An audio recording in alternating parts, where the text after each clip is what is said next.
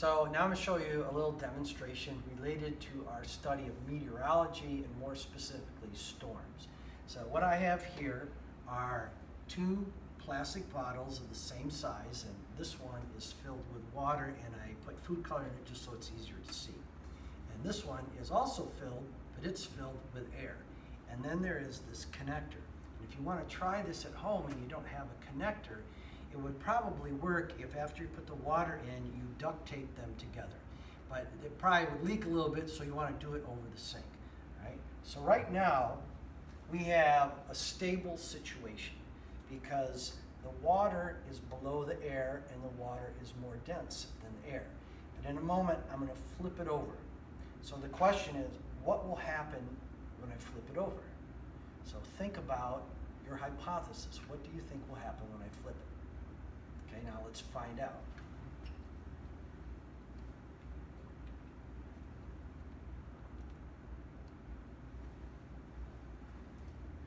Now you might be thinking, oh, they're blocked off. No, there is a hole. There's an opening that connects those two.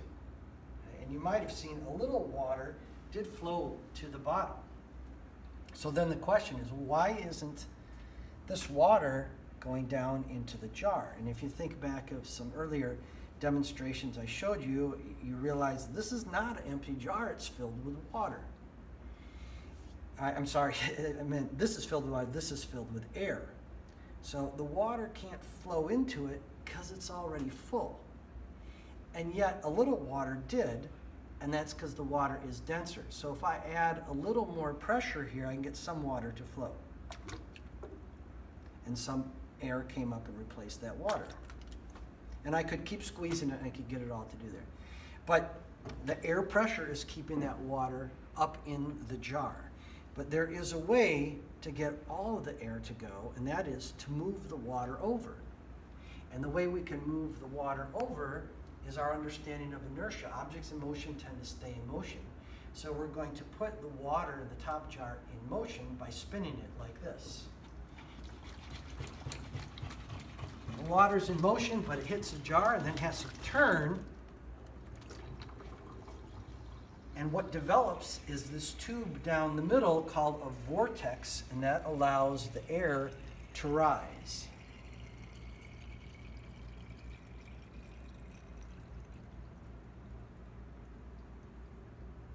So in places where the air is sinking, the pressure is high. But here the air was rising, the pressure is low. And the center of every storm, snowstorm, tornado, hurricane, is a low pressure center. And then of course, wind always goes from high into low. So we often hear and even read in science books about how a tornado sucks things up. But of course, there's no such thing as suction. It's pushed. The air outside, the higher pressure is pushed into the lower pressure. And the lower pressure, the bigger the difference or pressure gradient and the stronger the wind. Okay. So now, I'm going to try it one more time. But this time, instead of air and water, I have water in both bottles, but I also have styrofoam. So this is a stable situation because the styrofoam is less dense than the water. And this is a stable situation. Okay. When I flip this over before, even though the water stays at the top mostly, this is a very unstable situation. And this explains why we have so many tornadoes in the United States. I'll get to that in just a second. But just to show you the same demonstration, this time with the styrofoam beads, flip this over. Some are going up, but if I put the water into motion, make another vortex.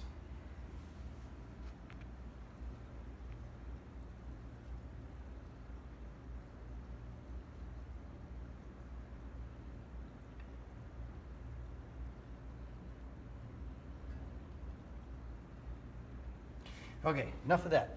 Let's take a look at this map of the United States. Tornadoes have happened in every single state in the United States, and they can happen any time of year and any time of day. But throughout the world, although there are tornadoes can occur anywhere, they happen more in the United States than any place else. And within the United States, they mostly happen around where we live. So then the question is, why is that? And there are a number of factors. So if we look at the map, one is that we have warm, moist air, which is relatively low density, moving up from the south. And it runs into colder, denser air from the north. And then they collide around what we call the mid-latitudes.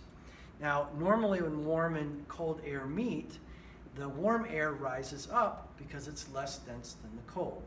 But we have two other factors here. We have the wind belt, the westerlies coming from this direction, and other places at this latitude had that too.